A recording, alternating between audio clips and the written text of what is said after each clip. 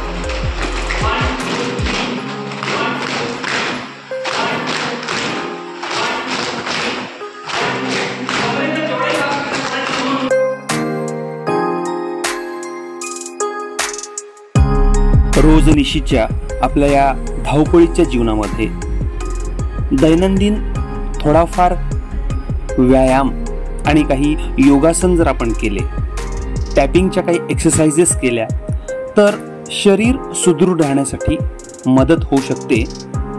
हा विचार आणि हे मार्गदर्शन यावेळी सेशनमध्ये आपण सर्व कर्मचारी आणि विद्यार्थ्यांना समजावून सांगितले आणि सोबतच स्वस्थ जीवनासाठी फक्त आणि फक्त जिममध्ये जाणे किंवा मोठे मोठे व्यायाम करणे यापेक्षा आपण स्वतःच्या आरोग्यासाठी खानपान, ध्यान यावर सुद्धा लक्ष केंद्रित करणं आणि आपल्या नवीन पिढीला सुद्धा योग म्हणजे वैज्ञानिक दृष्टिकोनातून आपलं आरोग्य चांगलं ठेवण्यासाठी आपली दिनचर्या, आपल्या आरोग्याकडे सतत लक्ष ठेवणं हे सुद्धा तेवढंच महत्त्वाचं आहे. हे या सेशनमधून आपल्याला शिकायला मिळालं. सरते शेवटी तुम्ही योगा म्हणजे जीवन पद्धती आणि आरोग्यावर लक्ष ठेवण्याची शास्त्रीय प्रक्रिया यावर एक सुंदर असं परिसंवादात्मक सेशन झालं आणि विद्यार्थी कर्मचाऱ्यांनी याचा आनंद घेतला. आपणा सर्वांना आंतरराष्ट्रीय योगा दिनाच्या हार्दिक शुभेच्छा. धन्यवाद.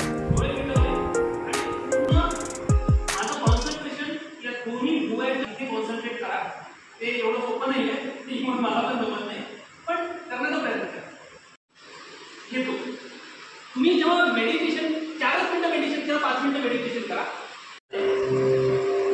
त्या मुद्रेमध्ये तुम्हाला कम्फर्टेबल आहे बसा. पूर्ण खांदे अगदी शिथिल, नॉर्मल आणि जे स्पॉट सांगितले तर मी बोलणार नाही ते हळूहळू क्रिएट करा. बाहेरचा कुठला स्पॉट डोक्यात येणार नाही याची काळजी. डोळे अगदी हळूवार मिटा, खूप घट्ट नाही मिटायचे. श्वासोश्वास अगदी नॉर्मल नॅचरल श्वासोश्वास घेतला जातोय. श्वास घेतला जातोय तो आपल्या कपाळाच्या मेंदूच्या माध्यमातून बॉडीमध्ये पूर्ण श्वासोश्वास रूपात येतोय. शेवटी आपण एक माणूस आहोत, त्यामुळे आपल्याला आजार वातावरणाच्या चेंजेसमुळे होणारच.